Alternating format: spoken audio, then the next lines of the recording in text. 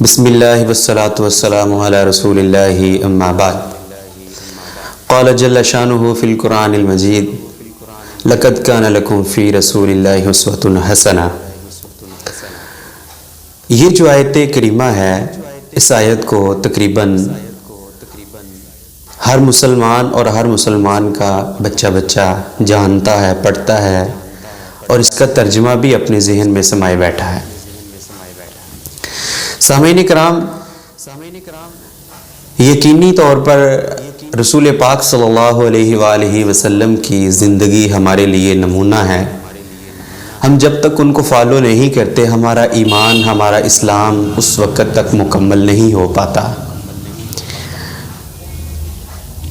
جب قرآن اور اللہ رب العزت کی ذات ہمیں یہ درس دے رہی ہے، ہمیں یہ تعلیم دے رہی ہے کہ رسول مکرم صلی اللہ علیہ وآلہ وسلم کی زندگی ہی ہمارے لیے نمونہ ہے، انہی کا طریقہ، انہی کا سلیقہ، انہی کی طرز زندگی ہمارے لیے نمونہ ٹھہر سکتی ہے، تو پھر ہم یہ کیسے کہہ لیتے ہیں کہ یہ جو ہم نیکی کر رہے ہیں یہ بھی تو ثواب ہے، یہ جو ہم عمل کر رہے ہیں یہ بھی تو ثواب ہے؟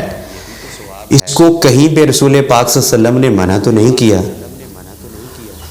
سامعین، اس نقطے کو سمجھنے کی کوشش کیجئے کہ اللہ رب العزت فرما رہے ہیں کہ رسول اللہ صلی اللہ علیہ وآلہ وسلم کی، محمد صلی اللہ علیہ وسلم کی زندگی ہمارے لیے نمونہ ہے، یعنی کہ عبادات میں ہم نے انہی کی پیروی کرنی ہے، اپنے معاملات میں ہم نے انہی کی پیروی کرنی ہے۔ تو پھر ہم یہ کیسے کہہ لیتے ہیں کہ یہ جو میں عمل کر رہا ہوں یہ بھی ٹھیک ہے، وہ جو میں عمل کر رہا ہوں وہ بھی تو ٹھیک ہے؟ یہ ممکن نہیں۔ آپ غور کیجئے، محمد صلی اللہ علیہ وسلم سے آنے سے قبل، نبی بن جانے سے قبل، ابو جہل بھی اپنے تئیں اللہ کی عبادت کر رہا تھا۔ اسی طرح مکے کے دوسرے سرداران وہ اپنے تئیں، اپنے پیرائے میں اللہ رب العزت کی عبادت کر رہے تھے۔ آپ دیکھیے، وہ حرم کی پوجا پاٹ کرتے، وہ بتوں کی پوجا پاٹ کرتے، وہ حرم کی رکھوالی بھی کرتے، بیت اللہ میں آنے والے مسافرین کے لیے ستوؤں کا انتظام کرتے، ان کے کھانے پینے کا انتظام کرتے۔ وہ تو اپنے خیال میں اللہ کی عبادت کر رہے تھے۔ اگر اللہ رب العزت کو صرف اپنی عبادت ہی مطلوب ہوتی تو وہ ہر انسان تقریباً اپنے اپنے انداز میں، اپنے اپنے طریقے سے اللہ تعالیٰ کو پوج رہا تھا، اللہ تعالیٰ کی عبادت کر رہا تھا۔ لیکن ایسا نہیں ہے۔ اللہ رب العزت کو وہ عبادت چاہیے، اللہ رب العزت کو وہ نیکی، وہ عمل مطلوب ہے، وہ عمل چاہیے جو عمل محمد صلی اللہ علیہ وآلہ وسلم نے کیا ہے۔ ہم کہہ لیتے ہیں ہم عبادت ہی تو کر رہے ہیں، ہم نیک عمل ہی تو کر رہے ہیں، ہم نیکی ہی سمجھ کے کر رہے ہیں، جبکہ وہ سنت رسول نہیں ہوتی، وہ طریقہ رسول نہیں ہوتی، وہ آپ علیہ الصلوۃ والسلام نے کیا ہی نہیں ہوتا۔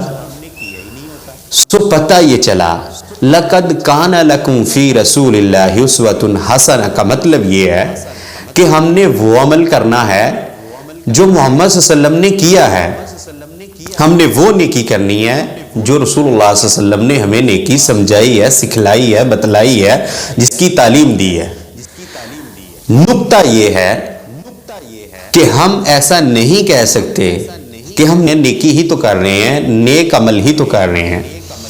محمد صلی اللہ علیہ وسلم کے آنے کا کوئی نہ کوئی مطلب تھا، کوئی نہ کوئی مقصد تھا، اور وہ مقصد صرف اور صرف ان کی زندگی کو اپنانا ہے، ان کے طریقے کو اپنانا ہے، ان کے سلیقے کو اپنی زندگی میں لانا ہے۔